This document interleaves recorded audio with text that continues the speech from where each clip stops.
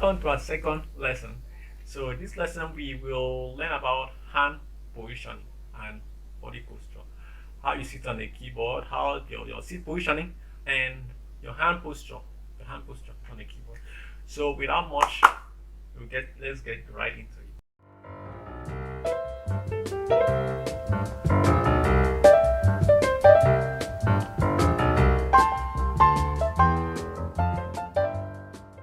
So how do you sit on the piano keyboard? When you sit to play, how do you sit?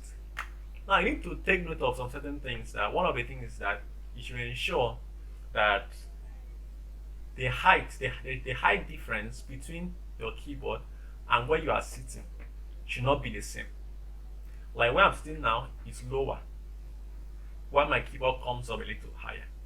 Now if my seat level and the keyboard level is the same, it will cause me to bend. And if I should bend, maybe I'm playing for some time. As time goes on, I will definitely start developing some back pain, some back injury. Yes, of course. So you need to be sure that the keyboard level is higher while your seat level is lower. So you can sit comfortably, you can sit erect like I'm sitting now. I'm sitting erect. I can sit down here for hours and I won't feel any pain.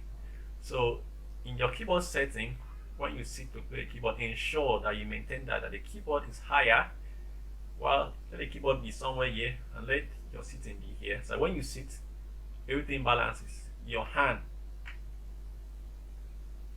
ankles a little to the keyboard, like my hand is ankling. So I'm comfortable.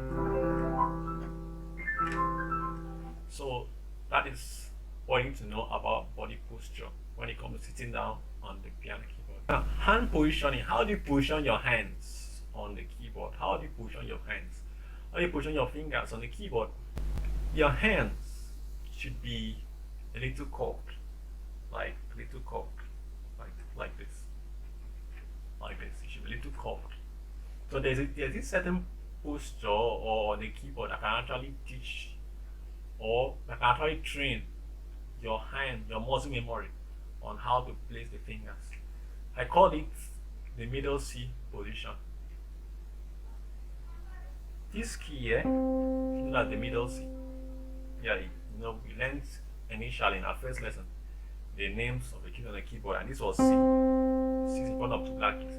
But when it comes to the keyboard generally, we have a middle key. You have a middle key, and in this keyboard, it is of course in every keyboard that key is not at the middle C, it is C. But the C that is actually in the middle of the keyboard. Well, in my keyboard, it may not be exactly in the middle, but in larger keyboards, like we have 76 keys keyboard, we have 88 keys keyboard. Like the grand piano is about 88 keys. This one is about 61 keys. So this is the middle C. So the middle C posture to teach your muscle memory how to rest on the keyboard. This is how it is done. You place your two thumb on the keyboard on the middle C. Then you arrange your remaining fingers onto the remaining keys. More like this.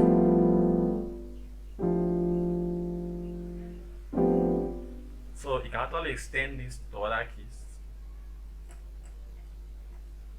So this is basically how your hand should be on the